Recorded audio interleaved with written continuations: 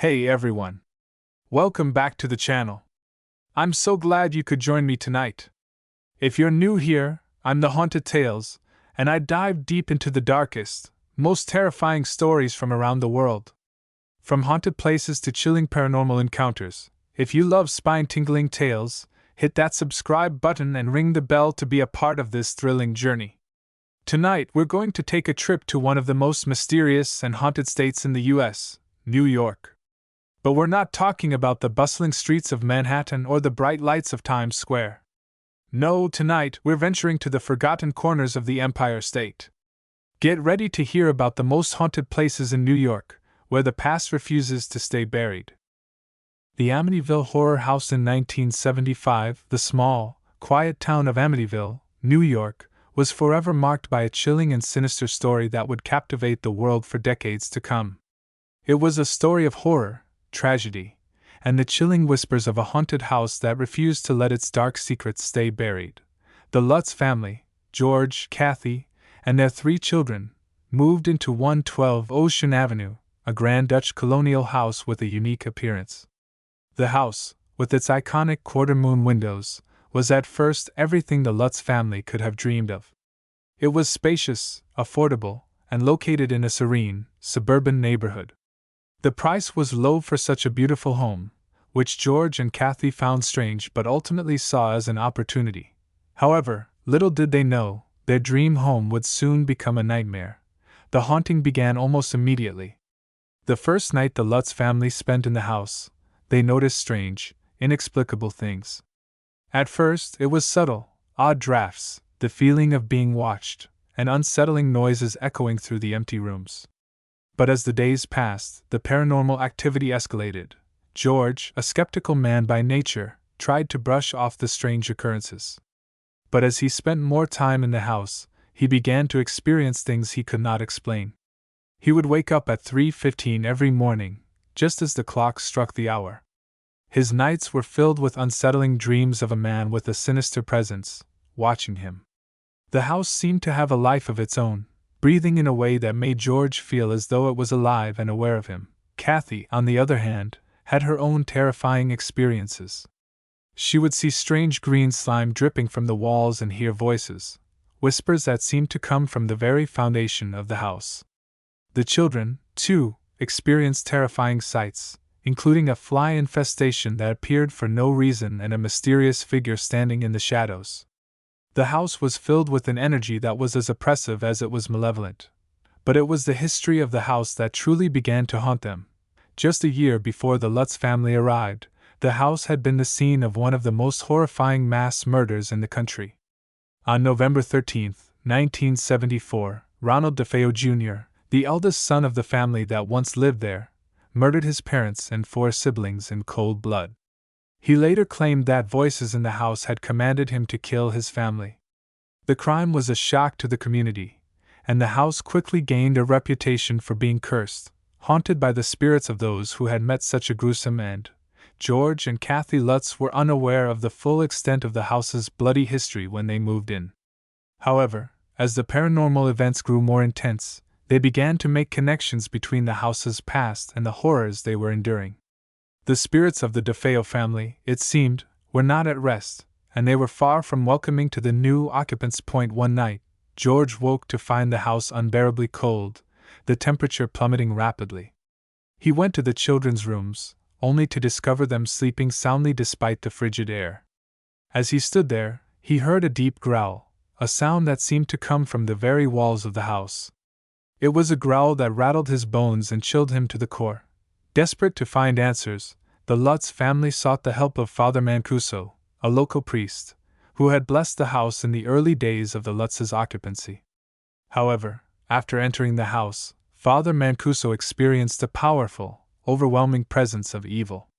He described feeling as though he was being pushed out of the house, as if some unseen force were literally trying to force him to leave. As he retreated, he heard a voice whisper in his ear, "Get out." The family's once serene life in the house had turned into a daily struggle for survival. George began to exhibit strange behavior, growing increasingly irritable and distant. He spent more and more time away from his family, often retreating to the basement, or locking himself in the rooms of the house. Kathy, meanwhile, began to experience violent mood swings and physical symptoms. Her skin grew pale, her health deteriorated, and she began to see things that were not there, including an old woman in the corner of a room. At one point, the family decided they could no longer take it. The house was no longer a home, it was a prison, and they could feel the oppressive presence growing stronger with each passing day. As their fear escalated, they knew they had to leave. On January 14, 1976, just 28 days after moving in, the Lutz family fled the house. They abandoned everything, their belongings, their furniture, their dreams of a peaceful life. The terror they had experienced was too much to bear. In the aftermath of their departure, the Lutz family's story became a media sensation. Journalists, investigators, and even paranormal enthusiasts descended upon the house, eager to uncover the truth. Many claimed the Lutzes had exaggerated their experiences, while others believed the house was genuinely haunted by the spirits of the murdered DeFeo family. What followed was a lengthy legal battle over the Lutz family's claims. The house became the subject of numerous books, documentaries, and films. Despite the growing fame of the Amityville Horror, the house remained just as mysterious as before. Even years later, those who lived in the house after the Lutzes reported strange occurrences, doors slamming, strange noises, and the feeling of being watched. The house had a hold on those who stepped inside, and it seemed to only grow stronger with time. Over the years, the Amityville Horror House became an iconic symbol of the paranormal. It stood as a monument to the darkness that had once consumed the Lutz family and those before them. No one could ever say for sure whether the house was truly haunted, or whether the Lutzes had simply been the victims of their own fears. But one thing was certain: the Amityville Horror had left an indelible mark on the world, one that would continue to haunt the collective imagination for generations to come. The Amityville house still stands today, though it has changed considerably. The iconic quarter-moon windows have been replaced with more conventional ones, and the house has passed through various owners, each leaving with their own tales of strange occurrences. However, despite its renovations and the passage of time, the house remains a symbol of horror, a reminder of the terrifying unknown that still lurks in the shadows, waiting to be uncovered. Whether the Lutz family's story was true or not, it doesn't change the fact that the Amityville Horror House will forever be one of the most famous haunted locations in history. And for those brave enough to seek out the truth, the house still waits, its dark secrets ready to reveal themselves to anyone who dares to step inside. The Rolling Hills Asylum, located in East Bethany, New York, is a place drenched in history, tragedy, and whispers of the past.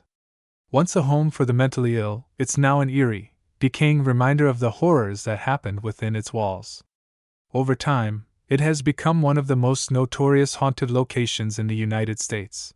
The story begins in the mid-1800s, when the asylum first opened its doors as the Genesee County Poorhouse.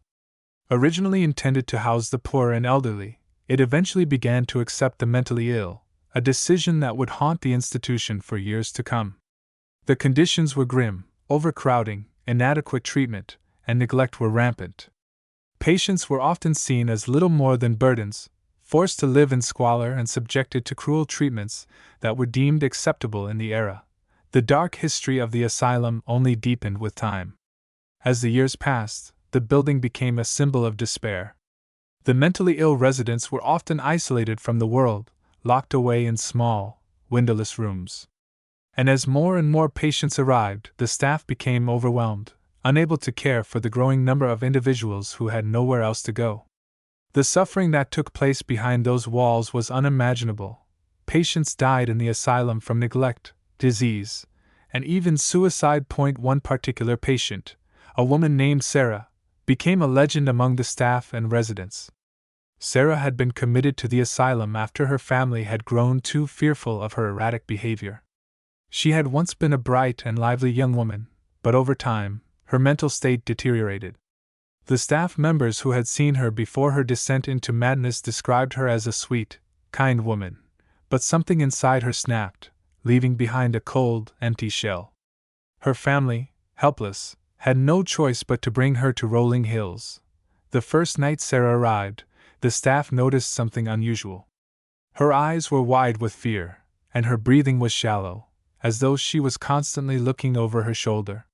She would whisper to herself in the dark hours of the night, pleading for someone to help her, even though no one could hear her. Over time, Sarah's behavior grew more erratic. She would scream uncontrollably at the walls, convinced that someone, or something, was in the room with her. She spoke of shadows that followed her, of voices that called her name in the dead of night. The staff dismissed her as just another unstable patient, one of the many who had lost their grip on reality. But as Sarah's screams grew louder, other patients began to report strange occurrences. A few claimed to hear whispers in the hallways, while others saw fleeting shadows darting past their rooms. The staff, skeptical at first, started to notice strange happenings as well. Doors that had been securely locked would be found wide open. Lights flickered on and off without explanation. And sometimes, when they checked on Sarah in the middle of the night, she would be sitting in the corner of her room, staring into the darkness, her eyes wide with terror. It was during one of these episodes that Sarah's fate took a dark turn. Late one evening, the staff found her in the hallway, her clothes torn and her hair wild. She was covered in bruises, her skin pale and clammy. Her hands were outstretched in front of her, as though reaching for something invisible. Her eyes locked onto the nurse who had come to check on her, and in a voice that was not her own, Sarah spoke. "They're here. They're coming for me," she whispered. "They're going to take me." Before the nurse could respond, Sarah collapsed on the floor, her body convulsing violently. The nurse screamed for help, but by the time the other staff arrived, Sarah had stopped moving.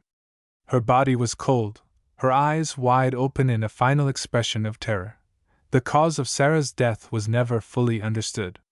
Some claimed she had suffered from a seizure, while others insisted it was a suicide, though no one could explain the marks on her body. Regardless of the cause, her death marked the beginning of the asylum's descent into darkness. In the years that followed, the asylum was plagued by a string of mysterious deaths, many of which were attributed to the harsh conditions and neglect. The patients who had died under these circumstances were said to haunt the halls, their spirits forever trapped in the decaying building. Staff members reported hearing footsteps in the empty hallways, the sound of doors slamming shut when no one was nearby, and the faint whispers of voices carried on the wind. Despite the rising number of supernatural occurrences, the asylum continued to operate for several decades. But by the late 1900s, the facility had fallen into disrepair. Budget cuts and declining patient numbers led to the eventual abandonment of rolling hills. The doors were locked, and the asylum was left to decay, its dark history fading into the shadows of time. Years passed, and the building remained a forgotten relic, slowly succumbing to the elements. But eventually, a group of urban explorers stumbled upon the asylum, their curiosity piqued by the rumors of its haunted past. They ventured inside, armed with cameras and flashlights, eager to uncover the truth behind the paranormal stories. What they found was nothing short of terrifying. As they wandered through the abandoned halls, they felt a sense of unease, as though they were being watched. The air was thick with the scent of mildew and rot, and the silence was deafening. But as they explored deeper into the asylum, they began to experience strange occurrences. One of the explorers reported hearing whispers coming from a dark corner of the building.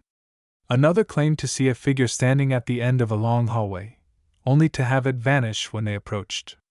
And in the room where Sarah had died, the explorers found strange markings on the walls, scratches, as though someone had desperately tried to escape. But the most chilling experience came when one of the explorers entered the basement. As they descended into the darkness, they felt a cold hand brush against their shoulder. They turned around, but no one was there. When they made their way back to the main floor, the temperature had dropped significantly, and the whispers grew louder. One of the explorers swore they heard Sarah's voice, pleading for help.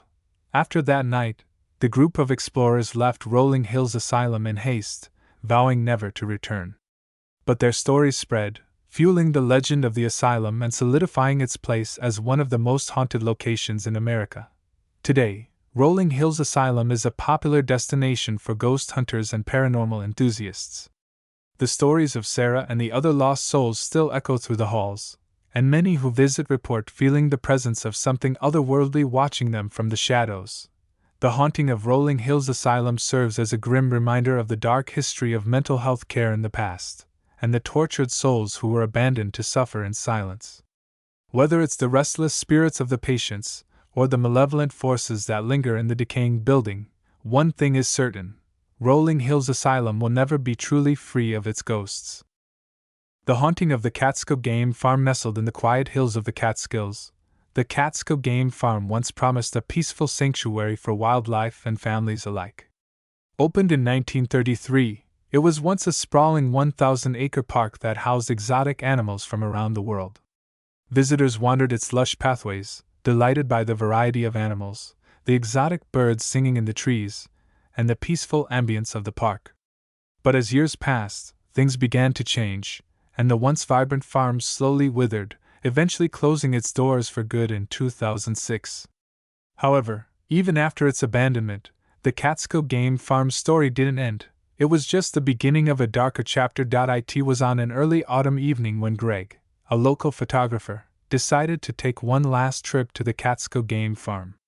He had heard rumors, of course. Everyone in town had.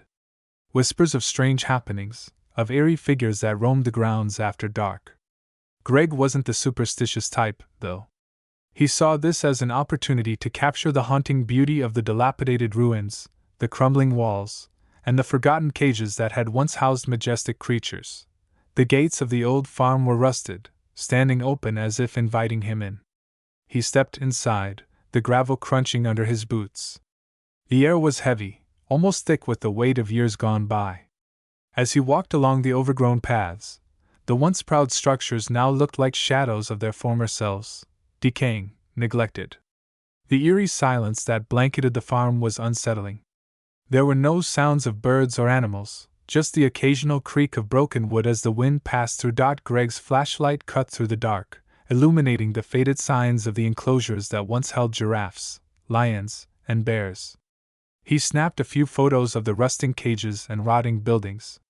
There was something morbidly beautiful about the place, as though nature itself was reclaiming what had once been taken from it.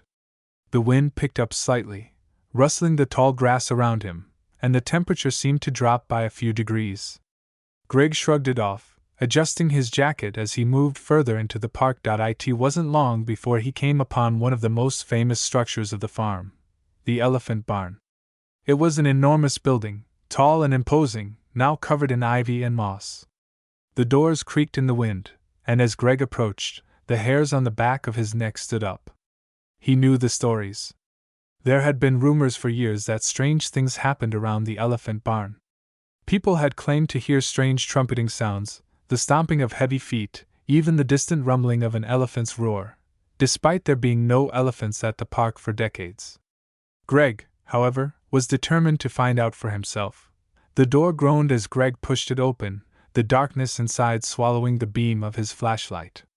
He stepped cautiously into the barn, the smell of mildew and decay heavy in the air.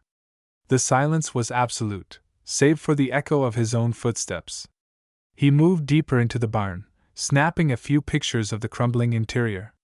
The floorboards creaked beneath his weight, and he couldn't help but feel as though he was being watched. It was then that he heard it, a low, guttural sound. A rumble, almost like the growl of a large animal. Greg froze, his heart pounding in his chest. He turned around, but there was nothing there. His flashlight flickered, casting eerie shadows on the walls. The sound came again, louder this time, followed by the unmistakable sound of footsteps, heavy, deliberate, as though something was moving in the shadows. Greg's mind raced. Was it an animal? Had some wild creature found its way into the barn?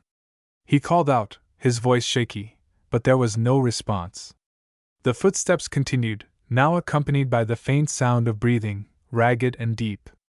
His instincts screamed at him to leave, but his curiosity pushed him forward.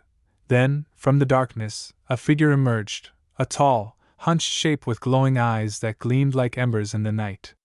It was massive, its silhouette barely visible against the blackness. Greg's heart skipped a beat as the creature shuffled toward him, its eyes never leaving his face. He could hear the heavy thud of its footsteps, closer now, as if the ground itself was shaking with every step.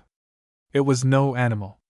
The creature was human-like, but its features were distorted, twisted in ways that made it hard to comprehend. It was pale, almost gray, and its skin hung loosely from its bones.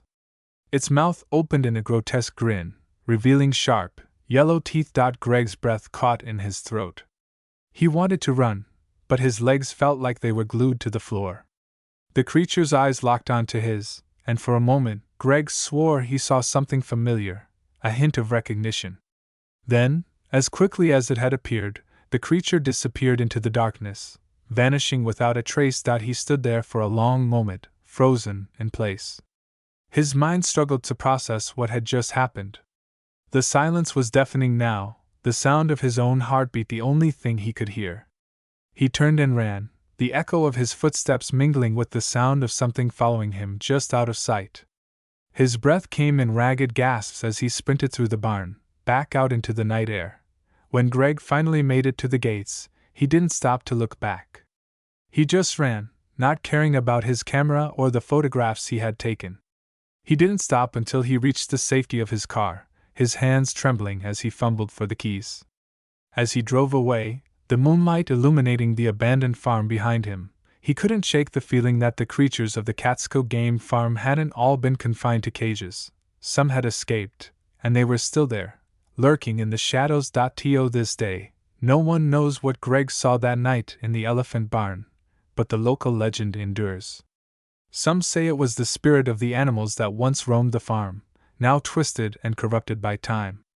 Others claim it was something far darker, a remnant of the farm's long-forgotten past.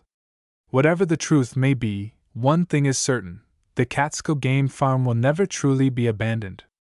The spirits of the creatures, both human and animal, still walk its grounds, waiting for the next curious soul to stumble upon their domain. So, there you have it. New York is far more than just skyscrapers and city lights. Its history is filled with darkness, and the spirits of the past are still with us, haunting these abandoned places. Whether it's the restless souls of murdered families, tortured patients, or long-dead soldiers, the echoes of their past refuse to fade. If you ever find yourself in New York, be cautious. You never know what might be lurking just around the corner, or even in the shadows of a seemingly innocent building. And remember, once a place is haunted, it may never be truly empty again. Thanks for joining me on tonight's spooky adventure.